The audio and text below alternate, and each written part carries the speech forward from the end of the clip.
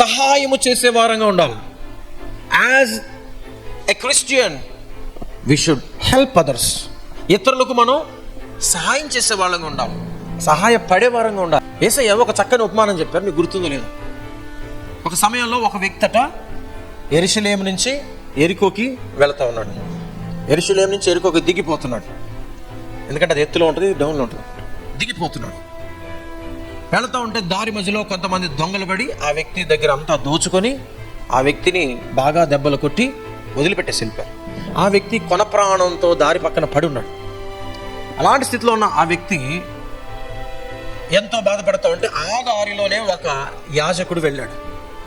యాజకుడు అంటే దేవుని మందిరంలో నిత్యము ధూపం వేసేవాడు, అర్పణలు చెల్లించేవాడు, బలు అర్పించేవాడు. యాజకుడు అటుగా పోతా ఆ వ్యక్తిని చూశాడు. ఆ వ్యక్తి దొంగల చేతిలో ఎంతగానో గాయాల పాలై కొన ప్రాణంతో ఉన్న వ్యక్తిని చూస్తూనే వెళ్ళిపోయాడు. అట్లాగా కనీసం అతన్ని పట్టించుకోలే, చూస్తూ వెళ్ళిపోయాడు. నాకు చాలా పనులు ఉన్నాయి, నేను దేవుని పని చాలా చేయాలని వెళ్ళిపోయాడు. దేవుని పని నాకు చాలా ఉంది, ఇతనితో నాకు పని లేదు, దేవుని పని చేసుకోవాలి నేను అని వెళ్ళిపోతున్నాడు. అంటే ఇది దేవుని పని అని అతనికి తెలియట్లా. దేవుని పని అంటే ఓన్లీ మందిరంలోనే అనుకుంటున్నాడు. కొంతమంది అదే అనుకుంటారు, దేవుని పని అంటే ఓన్లీ మందిరంలో చేసేదే దేవుని పని, ఇక బయట దేవుని పని లేదు అనుకుంటున్నారు. చాలా ఉందండి దేవుని పని బయట. హల్లెలూయా, చాలా ఉంది బయట చేసేది.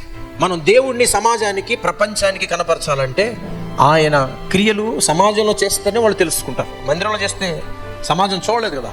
ఇప్పుడు బయట కూడా చాలా చేయాల్సినవి ఉన్నాయి.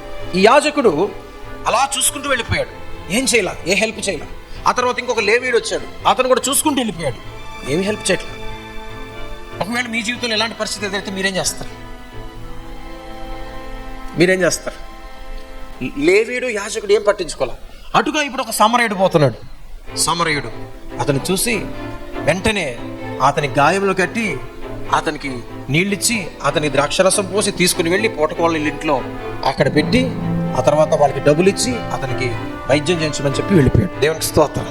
ఎంత సహాయం చేశాడో చూడండి. దేవుని లేఖనం ఏం చెప్తుందంటే ఈ సహోదరుడికి నువ్వు సహాయం చేసే స్థితిలో ఉండాలి. ఎప్పుడు కూడా యూ షుడ్ హెల్ప్ అదర్స్. దేవుడికి ఇచ్చిన సమృద్ధిలో ఎప్పుడు కూడా నువ్వు సహాయం చేయాలి. కొంతమందికి దేవుడు బాగా ఆశీర్వాదం ఇచ్చాడండి, చాలా ఆశీర్వాదం పొందిన కానీ అవతల వాళ్ళకి ఇంత సహాయం కూడా చేయరు. సహాయము చేసే వారంగా ఉండాలి. As a Christian we should help others. ఇతరులకు మనం సహాయం చేసే వాళ్ళంగా ఉండాలి, సహాయపడే వారంగా ఉండాలి.